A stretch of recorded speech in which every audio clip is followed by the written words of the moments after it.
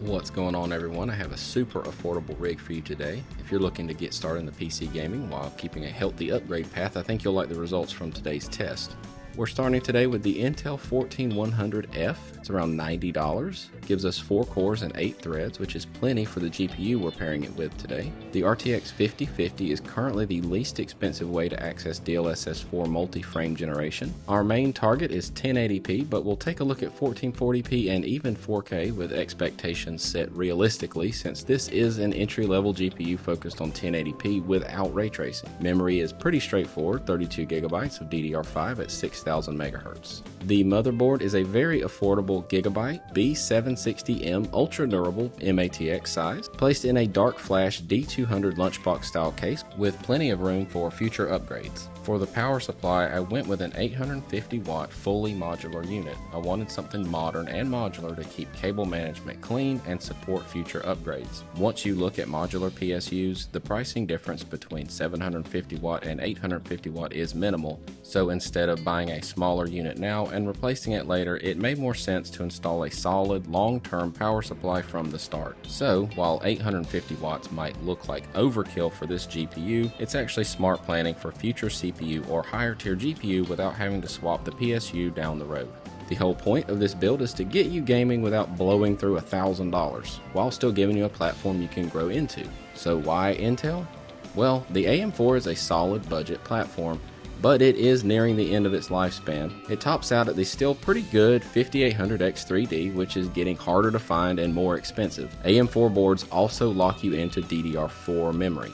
While the LGA 1700 platform no longer is receiving CPUs, it still supports 3 generations of processors, and it can use DDR5, which keeps memory current. Now that the microcode issues are resolved, this board can handle higher end 13th and 14th gen i7 and i9 processors, even though for gaming, something like a 14600K down the road would pair great with a higher tier GPU while letting you keep every other component. Just swap out the cooler if needed. So with all that out of the way, let's see how this rig runs on the latest and greatest version of Black Myth Wukong. So right here, we're just going to check it out at 1080p on low. We're going to go ahead and bring our resolution scaling all the way up just to kind of get a baseline to see where we're at. So that at 1080p, we're at about 92 FPS here. And this is with no upscaling, frame generation. Low does leave a lot to be desired. It's not the best looking thing, but it does run the game quite well. You can definitely experience the story and, get into it this way, but you don't have to look at it this poorly, this bad of quality. Let's go ahead and bring up some settings a little bit just to see what we can expect. So again, frame generation is off. We're going to leave everything on low latency, and I have tried full ray tracing, low, medium, high. It crashes. Unfortunately, that's just out of the question, but we're going to see what we can do as far as some of these settings go. All right, so medium does bring the detail up just a little bit. It makes it look a little bit more fleshed out. You got some more ground cover. Textures tend to look a little bit better, but we are enjoying about 77 FPS here, so we're still not quite at 60, so we can go up a little bit more. It does run a little bit worse in these more vegetative areas, but not terrible. It does give you a good indication of how bad, how good things can run depending on different areas. So I'm going to try to get over here and check out some of those spots, namely this forest right here. We've got some enemies in here we can kind of have a little bit of an exchange with, but yeah, we're looking pretty good as far as numbers go. Again, this is mainly a 1080p card, so don't expect any miracles, but you can absolutely enjoy some games with not without spending a bunch of money. And that's kind of the intent, to kind of show you that you can enjoy some PC games without blowing through your budget. All right, so here we go. This is a 70, 80 FPS experience here.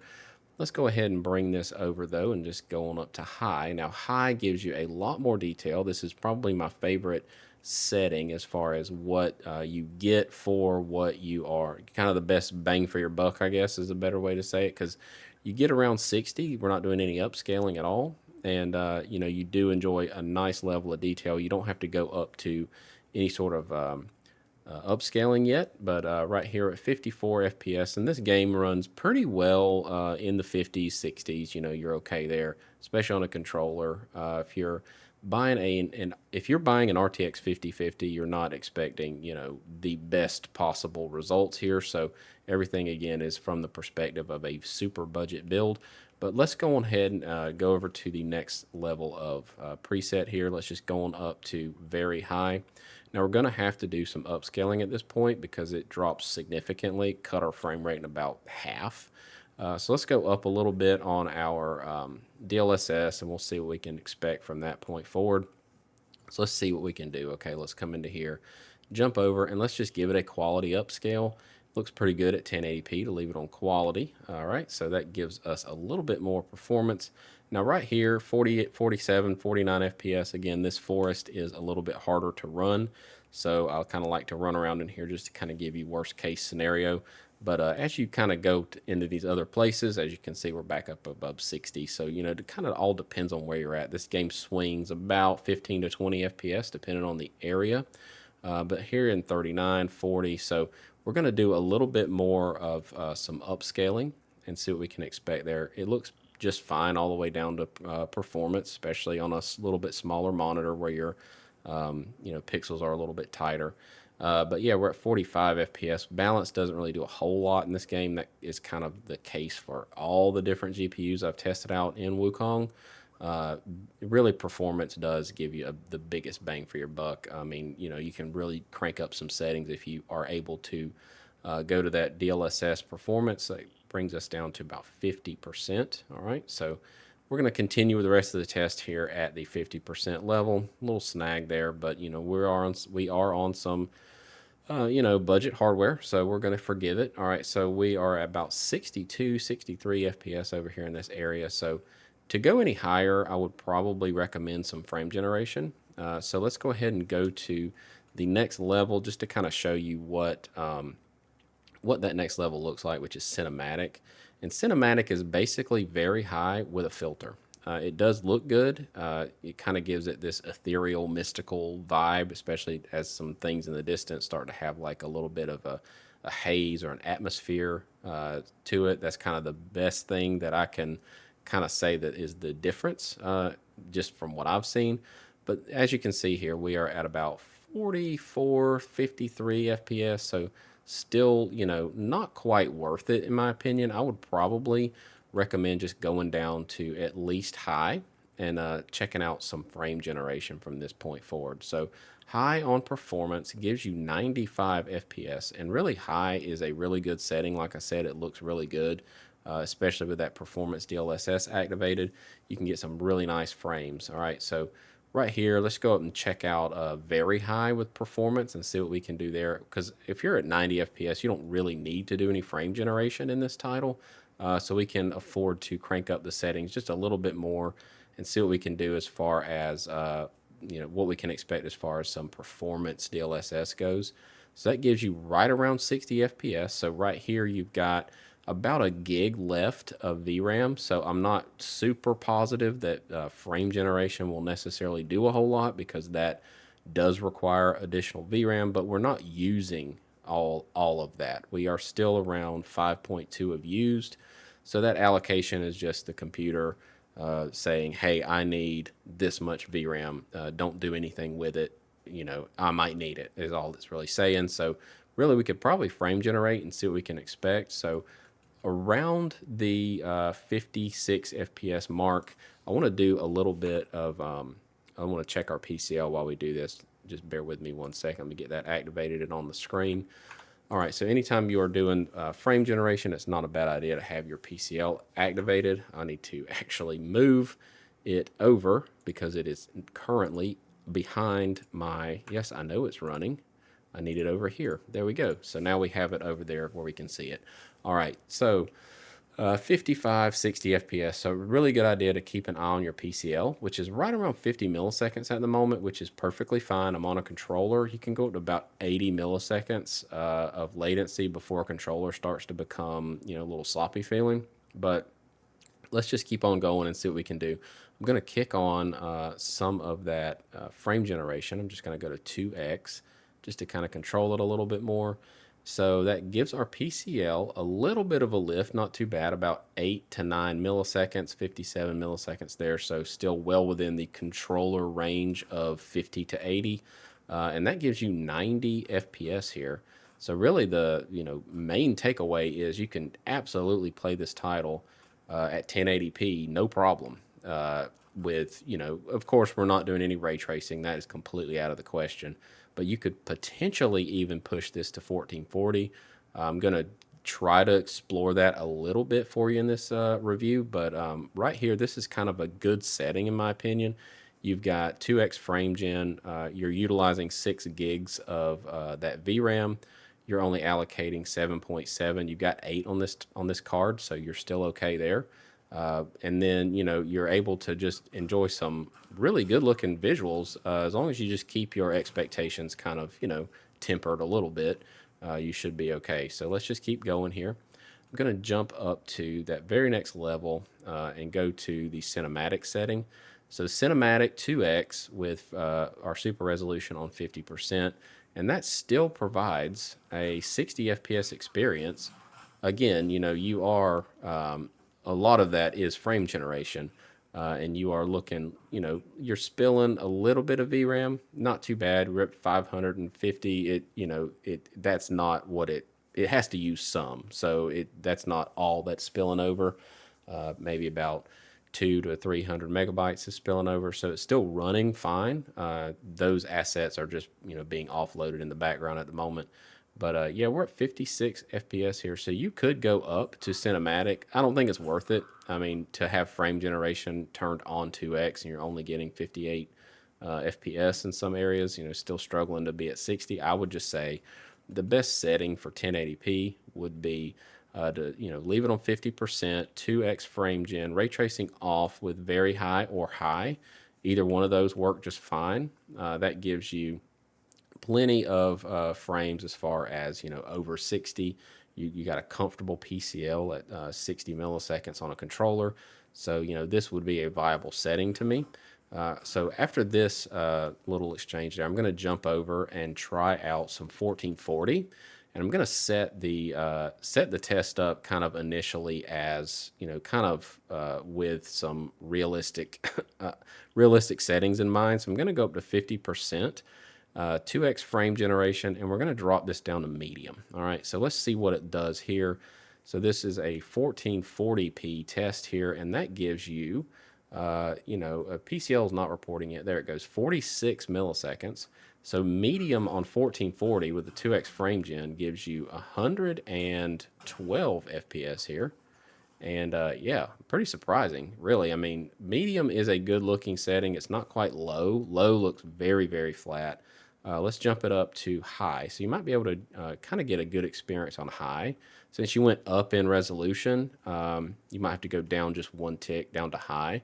So that gives you 91 FPS. Again, this is all with a 2x frame gen. So 1440 is very viable, especially on a game like this. It's not necessarily something that is super fast paced. You don't necessarily have to have, 1,000 FPS to enjoy it. You can do just fine with 90 with some frame gen. So I'm curious to see what it is doing without the frame gen, just kind of in the background. I'm going to make sure that that is off. So we're going to check it out. So this is without the frame gen, and that still gives you about 65 FPS. So that's why our PCL is nice and low. That's right. That's a really good setting. So we're going to crank it up just a little bit more, jump over to the graphics setting, go to the back of that 50%. It keeps moving on me. I don't know why it does that. They've not fixed that yet. So if I go to very high with no frame gen, that does give me 48 FPS, which isn't the best base frame rate, but if you're setting your expectations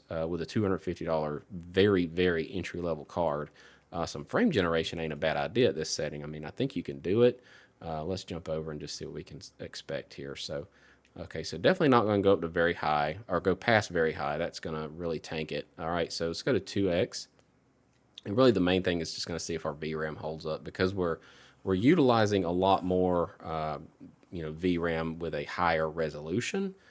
So when that frame gen starts to beg for that VRAM, it may or may not be there, but it does seem like it's there. I mean, it seems like it's doing okay. We're about 70 FPS here on a very high preset at 1440. This kind of I kind of want to go to 4K and just see what it would do there. So I'm going to set my expectations again without, expecting any miracles here. So let's just go over here and kick it over to 14. Let's go up to 2160p. So 4K resolution on a very, very budget card. Let's go down to that 50%. So we're going to go to 50% DLSS. And now on 4K, with 50%, you're upscaling from 1080p. So it's going to be about like it ran at 1080p native, is my guess. I'm going to leave that off. I just kind of want to get a base frame rate. All right, so we're going to start with low. We're just going to set our expectations kind of on the floor here. All right, so wow, that's nice and sharp. That looks really good. All right, so the DLSS is working really well. Okay, so, oh man, all right, hang on. I was not prepared for that guy to have a lot more health. I'm on the New Game Plus, so these enemies are just a little bit tougher, especially in this when you start out. So right here on low, you're at 76 FPS, no frame gen. So really, you could do it. You could eke out 4K on this particular setup. And again, the CPU matters less and less as you go up in these resolutions. So the 14100K is perfectly pairable with the 5050. If you just want a nice entry-level budget setup, this is a decent way to go. If you ever wanted to upgrade in the future, the LGA 1700 socket, while it no longer has CPUs being created for it, it does give you a tremendously huge upgrade path, especially as prices come down, as the newer Ultra series are, getting discounts as well. You might be able to snag, maybe a 14600 in a few years for, really dirt cheap, and without having to do a huge upgrade. So, I really like to have, videos like this that show that you don't need to spend a ton of money to enjoy PC gaming. And at the end of the day, you got a good computer. You can do more than like anything on a console or whatever. So anyway, I digress. So this is medium settings, 4K. Performance DLSS still looks incredibly sharp, especially at 4K. And you're still at 68 FPS. Now our VRAM is getting a little high as far as usage go, about 5 FPS or 5 gigabytes. I'm getting my units of measurements mixed up. But yeah, we're still around 70 FPS here. So let's go up a little bit more and just kind of see where it starts to kind of struggle. Let's see what high can offer. High, again, is a really good setting. And I think that high with, even without ray tracing, the lighting looks so good in this game. High really gives you a nice experience. It's extremely... so going from low to medium is a big difference. Medium to high, not as big of a difference, but noticeable. High to very high, it's not really that easy to tell. And then very high to cinematic, like I said, is just like this weird filter it applies. It doesn't really like do anything visually. It just kind of gives you this like kind of ethereal filter. And some people don't even like it. But yeah, I mean, that's kind of the rundown of the settings. So really, my point is, if you're at high with 4K and you're at about 50 FPS, this is a really good place to frame gen from. So you can definitely experience some frame generation, get that over 60 experience. Here we are at 76 FPS, 75 FPS, and it's sharp, really good looking game. Of course, ray tracing is completely out of the question. Even at 1080p, it would crash. It's just not gonna do it on this particular card, but that's not that big of a deal considering you're not like spending $600, $700, $800 on this GPU. It's a very cheap GPU, and again, gets you set up for the future, with upgradability paths and stuff like that. So I'm gonna jump up to very high and just see what that does with the frame gen on, just to see what we can expect, because some people might want to know. So this is very high with a 2x frame gen. So we're going to have to probably go up to 3x. It still gives you about 60 FPS though. I mean, this ain't bad. I mean, your PCL is pretty high. It's about 80 milliseconds, but that's about as much as I can tolerate on a controller. So if you're on a controller, this ain't a bad setting either. You've got a little bit of latency, but again, controller really hides latency issues big time. So let's jump up and go to, let's use all of our stuff. That's why we got a Blackwell card. This is the cheapest Blackwell card. It gives you access to this very nice 4x frame generation. So if we do that, that will give us 90 FPS here. Our PCL is about 96. On a controller, it still feels okay. I would definitely not want to play this on mouse and keyboard, but on a controller, it's totally playable. Like I said, we are setting our expectations at a realistic level. All right, this dude's pretty tough, I think. Oh, no, he's not. There we go. Come on. Damn. There we go. All right. So even in these lower level areas, these dudes are a little bit tougher than normal.